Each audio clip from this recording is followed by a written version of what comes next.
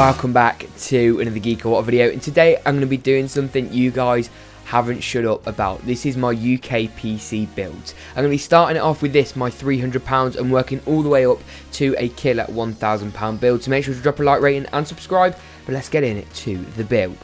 As with any build, it's all about how it performs. It's all good knowing the parts, but if you don't know how it performs, really, what is the point?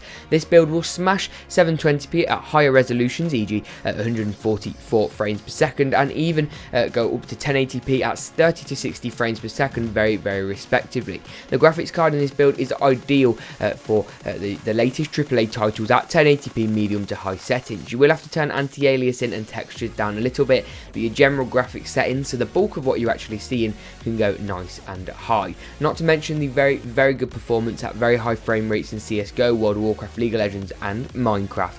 But let's kick it off with the CPU.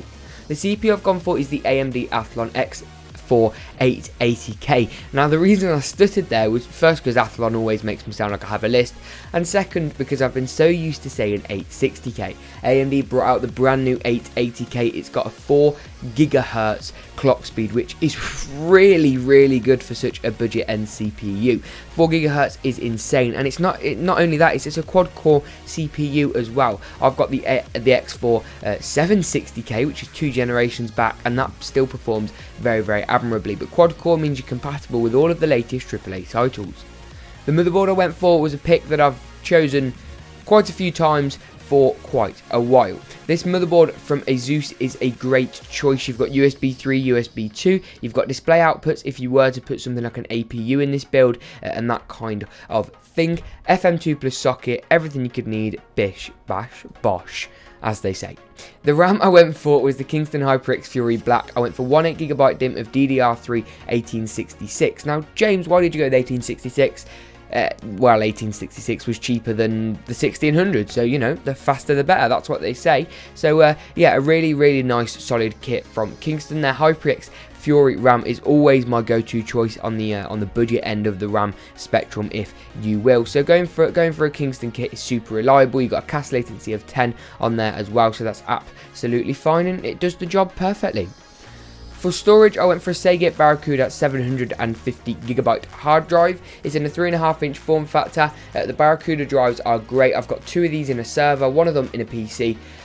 And yeah, really trustworthy drives. It's not as fast as an SSD, nor is it as reliable. However, for putting games, movies, a couple of documents, all that kind of stuff, 750 gigs is more than the next generation consoles, and the 7200 RPM speed is as fast as all the mainstream hard drives get. For the video card, I went for the Asus Radeon R7 360. This is AMD's entry into the 1080p sweet spot. Asus's version, Asus's cooler, Asus's PCB is also another great pick for this build, with a really nice cooler on. Sadly, it's not the Strix cooler, but that can't be expected in a lower end build. It's got a 2GB frame buffer, meaning 1080p is kind of where it's at, and that's kind of it. But for this price, you can't be expecting anything more. The case I went for was a new one from Antec, actually, the Antec NSK 3180. Now, whilst the name is absolutely diabolical, the case itself is not. Whilst it does lack a side panel window at just over £50, this case is a great option. You've got 2 front panel USB 3 ports, optical drives, external 3.5-inch and internal 3.5-inch drive, room for an SSD, room for up to a micro ATX motherboard, and front panel USB 3, including a 380-watt power supply. So yeah, great option for this build. Inbuilt power supplies aren't always the best option, I know that, we all know that. However, going for a case with an inbuilt power supply gives more value, and one from Antec is bound to be more reliable. If you found the build helpful, make sure to drop a like rating and subscribe, and as always, we will see you in the next GeekaWhat video.